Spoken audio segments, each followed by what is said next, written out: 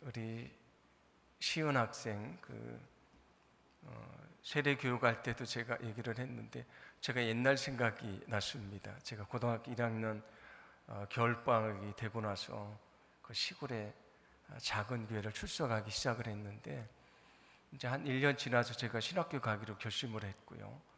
이제 한 2년 지나서 입시를 준비하는데 보니까 저는 신학대학을 세례받아야 가는 줄을 그때 처음 알았습니다. 근데 그 시골교회는 전도사님이 담임자라서 제가 세례받을 기회가 없었습니다. 그래서 그 전도사님이 다른 목사님을 초청을 해서 저에게 세례를 주고 제가 이제 입시에 지원을 해서 신학교에 가게 됐는데 우리 시은이도 기독교 학교 어렸을 때부터 신앙생활을 하긴 했는데 이제 세례를 받지 않았었는데 또 기독교 학교 지원을 하려고 그랬더니 또 세례 받아야 된다 그래서 오늘 우리가 세례를 행하게 됐는데 아마 저처럼 그렇게 세례를 받은 거니까 아마 하나님께서 우리 이시은 우리 학생을 또 앞길을 축복해 주시고 또 크게 사용해 주실 줄 믿습니다. 여러분 기도 많이 해주시면 감사하겠습니다. 예, 감사합니다. 우리는 날마다 무엇을 선택하며 살아갑니다. 우리가 외출을 할 때도 오늘은 무슨 옷을 입지 그런 고민을 하고 선택을 하고요. 넥타이를 맬 때도 오늘은 어떤 넥타이를 매지 이런 고민을 하기도 합니다. 아침을 먹고 나면 오늘 점심 때 뭐 먹지, 또 점심을 먹고 나면 저녁에는 뭐 먹지 이런 고민을 하고 또 선택을 하게 되지 않습니까? 일상의 것만이 아니고 우리가 살아가는데 중요한 선택들이 많이 있지 않습니까? 대학을 선택하는 것, 직업을 선택하는 것, 배우자를 선택하는 것, 우리 인생의 마지막 그 순간까지 선택은 계속 이어지게 되는데 중요한 것은 우리가 무엇을 선택하느냐에 따라서 결론이 달라진다는 것입니다. 무엇을 선택하느냐에 따라 결과가 달라진다고 말씀해 주시는 것인데 그 올바른 선택을 하는 사람이 지혜로운 사람이고요. 그렇지 않은 사람이 어리석은 사람입니다. 그러면 우리가 무엇을 선택할 때에 가장 중요한 기준이 무엇인가? 우리는 무엇을 따라 선택하며 살아가야 되는 것인가? 오늘 말씀을 통해 은혜를 좀 나눠 보려고 합니다. 오늘 1절은 이렇게 말씀을 합니다. 지혜가 부르지 아니하느냐? 명철이 소리를 높이지 아니하느냐? 아멘. 여기 지혜가 부르고 명철이 소리를 높인다 그렇게 말씀을 합니다. 성경에서는 이 지혜를 사람이 비유를 해서 그렇게 설명을 하는데 마치 사람이 부르는 것처럼 우리에게 부르고 또 소리를 높인다 그렇게 얘기를 합니다. 근데 오늘 여기 부르고 소리를 높인다는 말씀을 묵상하다가 어떤 것이 생각이 났냐면 우리가 시장에 가면 그 장사를 하시는 분들이 있지 않습니까? 하루 종일 장사를 하면서 골라 그러면서 소리를 높여서 장사를 합니다. 얼마나 크게 소리를 지르는지 목은 다 씌워져 있는데 그래도 애를 쓰며 그렇게 소리를 지릅니다. 왜 그렇겠습니까? 그렇게 애쓰고 소리를 질러야 물건을 하나라도 더 팔 수 있기 때문입니다. 그런데 지금 지혜가 그 장사꾼처럼 소리를 지릅니다. 내 지혜를 얻으라, 내 지혜를 얻으라 그렇게 외칩니다. 왜 그렇습니까? 지혜가 우리 삶 속에 그렇게 중요한 것이기 때문입니다. 하나님이 주시는 지혜가 그렇게 중요한 것이라고 말씀해 주시는 것입니다. 지혜라고 하는 것은 우리가 세상을 능력 있게 살아가는 힘이 되는 것이라고 말씀을 드렸고요. 명철이라는 것은 매 순간마다 우리가 잘 분별하고 판단하는 것이라고 말했는데 명철이 어디에서 오는가? 지혜를 통해 온다고 말씀을 합니다. 그런데 그 지혜는 어디에서 오는 것인가? 시편 19편 7절과 8절인데 함께 봉독합니다. 여호와의 율법은 완전하여 영혼을 소성시키시며 여호와의 증거는 확실하여 우둔한 자를 지혜롭게 하며 여호와의 교훈은 정직하여 마음을 기쁘게 하고 여호와의 계명은 순결하여 눈을 밝게 하시도다. 아멘. 여기 여호와 율법이나 여호와의 증거나 또는 여기 여호와의 교훈이나 여호와의 계명은 다 하나님의 말씀, 이 성경을 말하는 것입니다. 근데 뭐라고 말씀합니까? 그 하나님의 말씀 성경이 우리를 완전하게 한다. 우리의 영혼을 소생시킨다. 우리가 지치고 연약했을 때에 우리에게 새 힘을 주신다. 그런 말씀이 되고요. 또 여기 중요한 것은 우둔한 자에게 하나님의 말씀이 지혜를 준다고 말씀해 주시고 또 그 하나님의 말씀이 우리를 정직하게 한다. 그 말씀이 우리를 기쁘게 하고 그 말씀이 우리를 순결하게 하고 영적인 눈을 뜨게 한다. 그렇게 말씀해 줍니다. 그래서 오늘 성경 말씀은 이 하나님의 말씀이라는 것이 우리에게 많은 것들을 주시는데 그 중에 중요한 것이 뭐라고 말합니까? 우리를 지혜롭게 한다고 말씀해 주십니다. 우리가 믿음을 가지고 산다는 것은 무엇을 말하는 것입니까? 앞에서 말씀드렸던 것처럼 우리에게 늘 선택의 순간이 찾아옵니다. 내 생각도 있고요, 내 욕심도 있고 내 계획도 있지만 그러나 내 생각이나 욕심이나 계획에 따라서 선택하는 것이 아니고 하나님의 뜻에 따라서 선택하는 사람이 지혜로운 사람입니다. 그런데 그 지혜를 어디에서 얻을 수 있는가? 오늘 성경은 뭐라고 말씀합니까? 하나님의 말씀을 통해서 우리가 그 지혜를 얻는다고 말씀해 주십니다.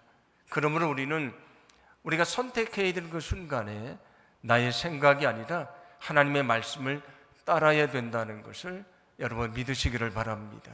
우리 일생 동안 인생을 살아가면서 많은 것을 선택을 합니다. 그런데 우리는 늘 주님을 믿는다고 말하지만 내 생각이 먼저고요, 내 욕심이 먼저고 내 계획이 먼저고 나를 위한 것이 먼저일 때가 많이 있습니다. 그런데 믿음이라는 것은 무엇인가? 그때에 하나님이 주시는 지혜를 따라서 하나님의 뜻을 선택하는 것이 그게 하나님의 뜻에 따라 살아가는 믿음의 삶이라고 하는 것입니다. 예수님은 어떻게 하셨습니까? 십자가를 앞에 두고 처절하게 기도하십니다. 마태복음 26장 39절인데 제가 봉독해 드립니다. 내 아버지여, 만일 할만하시거든 이 잔을 내게서 지나가게 하옵소서. 그러나 나의 원대로 마시옵고 아버지 원대로 하옵소서 하시고 아멘. 그 십자가 앞에서 예수님이 처절하게 기도하십니다. 얼마나 처절하게 기도하시는지 그 떨어지는 그 땀방울이 핏방울 같았다고 말씀하지 않습니까? 그때 기도하십니다. 하나님, 십자가가 얼마나 고통스러운지 알고 있는데 할 수만 있다면 이것을 내게서 지나가게 해 주십시오. 그런데 처절하게 기도하지만 예수님의 마지막 기도는 무엇입니까? 그러나 나의 원대로 마시옵고 아버지의 뜻대로 되기를 원합니다. 그게 예수님의 기도입니다. 우리가 세상을 살아가는데 많은 것을 선택하며 살아가야 되는데 그때 하나님의 뜻에 따라 선택하며 사는 사람이 지혜로운 사람입니다. 그런데 그 지혜를 어떻게 얻는가? 이 하나님의 말씀을 통해서 얻는 것입니다. 여러분, 우리가 소망하기는 늘 하나님의 말씀 앞에 엎드리시고 말씀을 통해 주시는 지혜를 깨닫고요, 그 지혜에 따라서 올바른 선택을 하시고 하나님이 원하시는 믿음의 삶을 살아가기를 간절히 소망합니다. 제가 오랫동안 목회를 하면서 경험한 것은 무엇이냐면 이것이 우리의 삶의 표준이 되고 선택의 지혜가 되고 기준이 되는데 많은 성도들이 정말 중요한 순간에 여기서 해답을 찾지 않고요, 여기에 있는 말씀대로 선택하지 않고 결국은 자기의 욕심대로 선택하고 그것을 하나님의 뜻이라고 생각하는 사람들이 많이 있다고 하는 것입니다. 오늘 성경은 우리에게 말씀해 주십니다. 하나님이 주시는 지혜로 선택하는 자가 지혜로운 사람이다. 그 지혜가 어디서 오는가? 하나님의 말씀에서 오는 것이다.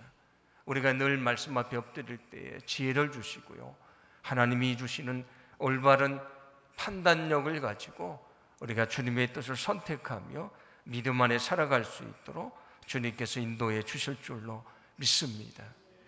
우리가 이 말씀을 통해 지혜를 얻으라고 말씀드렸는데, 여기서 지혜를 얻는 것은 저절로 되는 것이 아닙니다. 우리에게 많은 헌신과 노력이 필요한 것입니다. 이 성경 말씀을 우리가 비유를 하자면 여기에 보화가 담겨져 있지 않습니까? 그런데 보화를 그냥 얻는 것이 아닙니다. 보화를 어떻게 얻냐면, 그 광산이 있다면 거기 가서 광산을 파고요, 아주 깊숙한 곳까지 들어가서 땀 흘리며 헌신해야 금을 얻을 수가 있는 것이고 은을 얻을 수가 있는 것이지 않습니까? 진주를 원하는 사람이요, 가만히 앉아서 진주를 얻을 수 있는 것이 아닙니다. 물속으로 들어가는 수고를 해야 진주를 얻을 수가 있는 것입니다. 그래서 오늘 성경 10절과 11절은 이렇게 말씀을 합니다. 함께 봉독합니다. 너희가 은을 받지 말고 나의 훈계를 받으며 정금보다 지식을 얻으라. 대저 지혜는 진주보다 나음으로 원하는 모든 것을 이에 비교할 수 없음이니라. 아멘. 은이나 금이나 진주라는 것, 사람들이 좋아하는 것이지 않습니까? 너희가 그것을 얻기에 어떻게 하느냐? 애를 쓴다고 말합니다. 광산에 가서 땅을 파는 수고를 하고요, 진주를 얻으려고 물에 들어가는 수고를 합니다. 수고하지 않으면 보화를 얻을 수가 없는 것입니다. 여기에 하나님의 지혜가 있고 보화가 있는데 우리도 애쓰지 않으면 이 보물을 캘 수가 없다는 말씀입니다. 그래서 오늘 성경은 우리에게 보물을 캐듯이 하나님의 말씀 앞에 엎드리라고 말씀해 주시는 것입니다. 여러분, 보물을 캐듯이 하나님의 말씀 앞에 엎드리시기를 간절히 소망합니다. 그래서 오늘 성경은 너희가 은을 구하는 것처럼, 금을 구하는 것처럼, 진주를 구하는 것처럼 너희가 세상에서 그것을 얻으려고 애를 쓰는데 그보다도 더 귀하고 소중한 하나님의 말씀을 통한 지혜를 얻으려고 너희는 왜 애쓰지 않는가? 그런 말씀이 됩니다. 우리가 정말 이 말씀 앞에 엎드리고 말씀을 통해 지혜를 얻으려고 할 때에 하나님 우리에게 지혜를 주시고요, 그 지혜를 따라서 우리가 온전히 믿음 안에 살게 될 줄로 믿습니다. 시편 1편 1절과 2절은 이렇게 말씀을 하는데, 복 있는 사람은 누구인가? 악인의 길을 따르지 아니하며 죄인들의 길에 서지 아니하며 오만한 자들의 자리에 앉지 아니하는 사람이라고 말합니다. 그러면서 그가 이처럼 죄인의 길에 서지 않고요, 오만하지 않을 수 있는 이유가 무엇인가? 오직 여호와 율법을 즐거워하여 그 율법을 주야로 묵상하는 자로다. 그렇게 말씀합니다. 하나님의 말씀을 묵상하는데 밤낮을 가리지 않고 늘 말씀을 묵상하고 거기서 주님의 뜻을 찾으려고 애를 쓰는 사람이다. 그렇게 말합니다. 그때 그가 죄의 유혹에 넘어지지 않게 될 것이고 교만하지 않을 것이고 주님을 따르게 될 것이다. 그렇게 말씀해 주십니다. 우리가 늘 말씀 앞에 엎드리고 마치 말씀에서 보화를 캐듯이 우리가 말씀을 사모해야만 거기서 하나님이 주신 지혜를 얻을 수 있다는 것을 여러분 분명히 믿으시기를 바랍니다. 사도행전 17장 11절을 보시면 거기 베레아 사람들에 대한 말씀이 나오는데 우리 함께 봉독합니다. 베레아의 유대 사람들은 데살로니가의 유대 사람들보다 더 고상한 사람들이어서 아주 기꺼이 말씀을 받아들이고 그것이 사실인지 알아보려고 날마다 성경을 상고하였다. 아멘. 여기 베레아 사람들은 바울이 전하는 말씀을 듣고 그냥 듣고 만 것이 아니고요. 돌아가서 그 말씀이 정말 맞는가? 그 말씀을 다시 생각해보고 그것을 알아보려고 애를 썼다, 그렇게 얘기를 합니다. 여기 상고한다는 것은 무슨 뜻이냐면 연구를 했다, 조사를 했다, 그런 얘기가 됩니다. 현대 그리스도인들이 능력을 잃어버렸다고 말하는데 왜 능력을 잃어버렸습니까? 하나님의 말씀에 무관심하기 때문입니다. 미국의 존 메가더라고 하는 목사님이 계신데 제가 그분의 그 설교라든지 그분의 책을 많이 좀 듣고 읽고 했습니다. 그분이 한국 교회에 대해 굉장히 관심을 많이 갖고 계신데 그분이 뭐라고 말하냐면 한국 교회가 하나님의 말씀을 잡을 때 성장을 했지만 하나님의 말씀을 놓고 나서부터 한국 교회는 정체되고 침체하기 시작을 했습니다. 그렇게 얘기를 합니다. 한국 교회가 잃어버린 것은 하나님의 말씀이라고 얘기를 합니다. 왜냐하면 전 세계의 그 선교 역사 중에서 우리나라처럼 이렇게 100여 년이 지나서 이렇게 큰 부흥의 역사를 이룬 나라가 없습니다. 우리나라가 유일하다고 말할 수 있습니다. 그런데 어떻게 그 역사가 이루어졌습니까? 사람들이 하나님의 말씀을 사모를 했기 때문입니다. 우리는 성경을 읽는다고 할 때도 우리는 그냥 읽는다고 말하지 않고 뭐라고 얘기합니까? 봉독한다. 봉독한다는 말이 뭐냐면 밭들 봉자입니다. 이렇게 높이 들어서 성경을 읽는다. 에스라가 성경을 봉독할 때에 그렇게 봉독을 했습니다. 틀어서 봉독한다. 하나님의 말씀에 대한 사모함이 있었고요. 거기서 하나님의 뜻을 찾으려고 사람들이 애를 썼습니다. 제가 어렸을 때는 제가 교회 다닐 때 그 학생 때는 월요일 저녁부터 토요일 새벽까지 집회를 합니다. 근데 사람들이 그 긴 시간 동안 움직이지 않고 아침, 저녁, 새벽을 꼬박 그 집회에 참여합니다. 근데 요즘 교회들이 목사님들 얘기 들어보면 고민을 합니다. 요즘 4일짜리 집회도 교회가 어렵다고 합니다. 그것도 낮 집회는 아예 모이기가 어렵고요. 새벽 예배도 어렵습니다.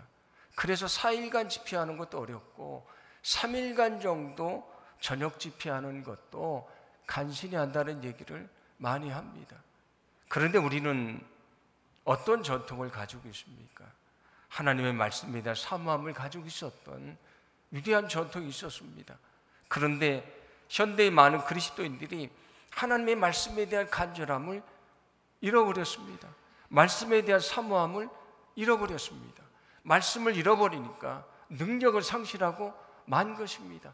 우리가 고백하지 않습니까? 하나님의 말씀은 사람들의 시몬 골수를 쪼개고 변화시키고 능력을 이룬다고 말하는데 우리는 그 말씀을 잃어버렸습니다. 그러니 능력이 없는 것입니다.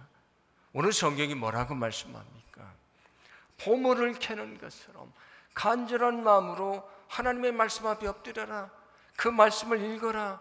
말씀을 묵상해라. 그 말씀을 연구해라. 거기서 주님의 뜻을 찾으려고 애를 쓰며 살아가라. 그렇게 말씀을 합니다. 어린아이는 부모가 주는 음식만 먹고 자랍니다. 그런데 그 사람이 20살이 되고 30살이 됐는데도 여전히 주는 음식만 먹는다면 그 사람에게 문제가 있는 것이지 않습니까? 우리는 교회 와서 예배를 통해 주어지는 말씀만이 아니고요. 이제 성인이 되면 스스로 음식을 만들어 먹는 것처럼 하나님의 말씀 앞에 엎드리고 말씀을 통해 씨름하고 여기서 주님의 뜻을 깨닫고 그 지혜를 얻으려고 애를 써야 된다, 그런 말씀이 됩니다. 학생도 역시 마찬가지지 않습니까? 학교에 가서 수업만 듣는다고 그의 성적이 자라지 않습니다. 예습도 하고 복습도 하고 교과서를 앞에 두고 씨름을 해야 그가 성적이 올라가지 않겠습니까? 우리 신앙 성장도 역시 마찬가지입니다. 소망하기는 저와 여러분에게 하나님의 말씀에 대한 그런 사모함이 다시 살아나기를 간절히 소망합니다.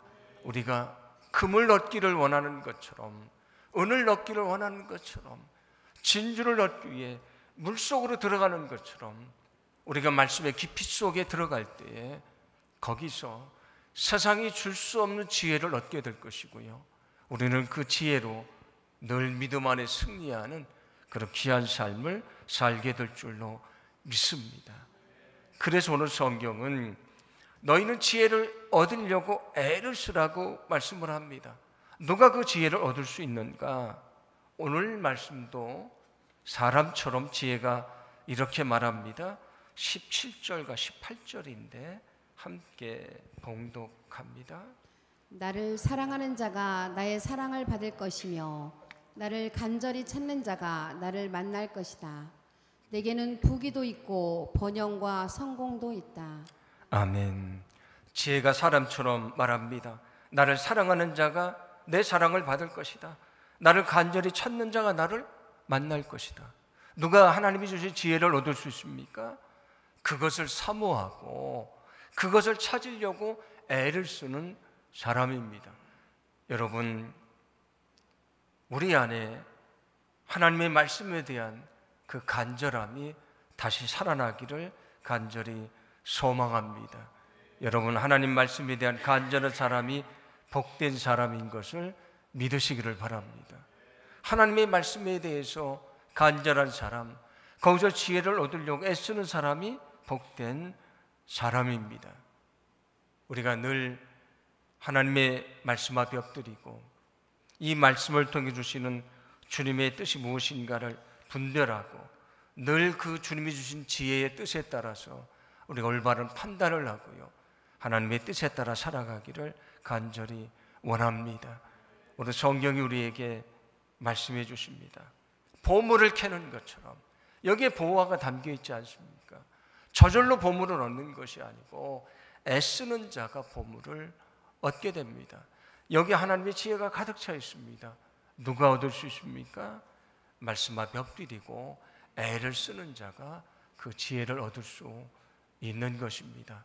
소망하기는 오늘 말씀처럼 보물을 캐듯이 늘 하나님의 말씀을 사모하시고 하나님 말씀 앞에 엎드리시고 거기서 주신 지혜를 얻으시고 우리 인생 가운데 여러 가지 선택의 길이 찾아오지만 그때 내 생각이나 내 욕심이나 내 계획대로 선택하는 것이 아니고 하나님의 뜻에 따라서 올바른 것을 선택하고 믿음의 길을 가는 저와 여러분의 삶이 되기를 간절히 소망합니다.